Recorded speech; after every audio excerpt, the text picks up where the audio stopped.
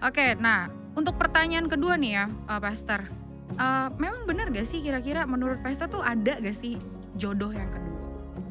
Ya ini bicara kayak misalnya suami meninggal nih gitu ya, atau istrinya meninggal nih, Mhm, dia harus kawin lagi nggak sih? Emang ada jodoh kedua nggak gitu mhm, ya? mhm, Nah itu kembali lagi kepada yang bersangkutan ya. Dia ditinggal pasangan tuh nggak mudah. Karena ada tugas pasangan selama masih hidup tuh yang kita harus ambil alih mmm, ya. Baik istri yang meninggal atau ya, suami yang meninggal, mhm, itu nggak mudah. Ada tugas semasa hidup tuh yang mereka harus ambil alih sebagai ayah atau sebagai ibu mmm, secara bersamaan. Nah, kalau pasangan baru saja meninggal, sebaiknya berikan waktu cukup supaya pikiran, hati, dan mmm, perasaan kita tuh sudah memang bisa melepaskan, bisa move on. mmm, Dan saran saya fokus dulu sama anak-anak ya. Karena ketika pasangan kita meninggal dunia, anak-anak kan juga sedih. mmm, Anak-anak juga kehilangan. Nah, seringkali anak-anak itu juga ngalamin problema dengan psikologis yes, mereka ya, yes, karena kehilangan figur ayah atau iya, figur iya, ibu yang mhm, mereka sangat kasihi, dan harusnya sebagai istri atau suami yang ditinggalkan tuh nggak boleh egois hanya mmm, mikirin perasaan mikirin mereka diri sendiri sendiri, gitu loh. betul, Mereka harusnya juga fokus sama anak-anak mereka. Utamain dulu nih masa depan anak-anak gimana. mhm, Perjuangkan juga untuk cita-cita anak-anak mereka kan. Jangan sampai punya pasangan baru lalu lupa sama anak iya, gitu. Nah, karena punya pasangan baru bisa menjadi masalah buat anak-anak kita juga gitu. Nah, itu yang kita harus pikirkan. Dan gak mudah ya untuk bangun lagi pernikahan dengan orang yang baru. Pertama, kita harus tanya dulu sama anak-anak kita, setuju nggak kalau kita nikah lagi. Dan kita tentunya harus mengenalkan calon pasangan itu sebelum hubungan itu terlalu dalam ya. Sebelum benar-benar ada komitmen. berlanjut, Iya, belum berlanjut harus kenalin ke anak-anak supaya anak-anak kenal. Kemudian anak-anak bisa menilai apakah mereka bisa terima calon papa barunya atau calon mamahnya gitu loh. Nah, kita nggak bisa egois sebagai orang tua karena pernikahan kedua itu melibatkan anak-anak kita.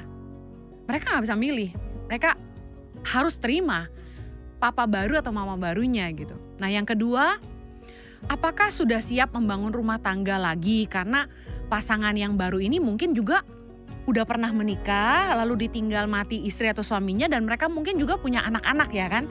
Nah, ini bisa jadi potensi yang menimbulkan masalah baru. Ingat cerita Cinderella?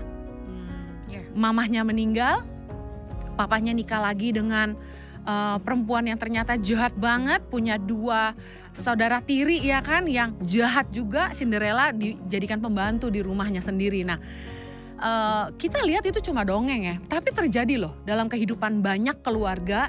Ya makanya sampai ada istilah mama tiri dan papa tiri gitu kan. Nah, yang ketiga, kalau mau nikah lagi tuh siapkan hati dan perasaan. Kita nggak boleh lagi membanding-bandingkan suami kita yang dulu dengan suami kita yang sekarang gitu, atau istri kita yang dulu dengan istri yang sekarang, karena mereka dua pribadi yang berbeda gitu kan. Masing-masing punya kelebihan dan kekurangan yang berbeda. Nah, boleh saya bilang gini nggak? Pasangan baru, proses baru. Makanya saya pernah ditanya gitu ya, Kak Heni amit-amit nih kalau Kak Jojo gitu ya, ada anak muda yang nanya gini, dipanggil Tuhan, Kak Heni mau nikah lagi nggak? Saya bilang enggak. kenapa tuh? Karena nggak mudah membangun hubungan dan rumah tangga yang baru dengan orang yang baru. Kamu kayak sekolah tuh mulai lagi dari nol gitu loh. Nol ya, Belajar kenal lagi, diproses lagi. Aduh, kita udah ngejalanin sekian lama, kayak udah capek ya. Udah tinggal ngurus anak aja lah gitu. Udah tinggal melayani aja kalau saya ya gitu. Lebih baik saya fokus ngurusin anak-anak saya sampai mereka nikah, lalu saya fokus melayani Tuhan gitu. Hidupin panggilan saya. Ngapain nikah lagi gitu kan? Buat saya sih Jojo nggak tergantikan ya gitu. Nah, yang wah, keempat, kita perlu berdoa tanya Tuhan. Apakah Tuhan berkenan kalau kita nikah lagi? Kalau semua oke ya silakanlah memulai hubungan lagi untuk pernikahan kedua. 1 Korintus 7 ayat 17 bilang gini, selanjutnya hendaklah tiap-tiap orang tetap hidup seperti yang telah ditentukan Tuhan baginya. Dan dalam keadaan seperti waktu ia dipanggil Allah, inilah ketetapan yang kuberikan kepada semua jemaat. Nah, saran saya ya jangan cuma ngikutin perasaan, emosi, saya butuh teman hidup, saya kesepian. Tapi kita harus juga bawa Tuhan gitu, untuk tahu apakah Tuhan berkenan dengan pernikahan yang kedua itu.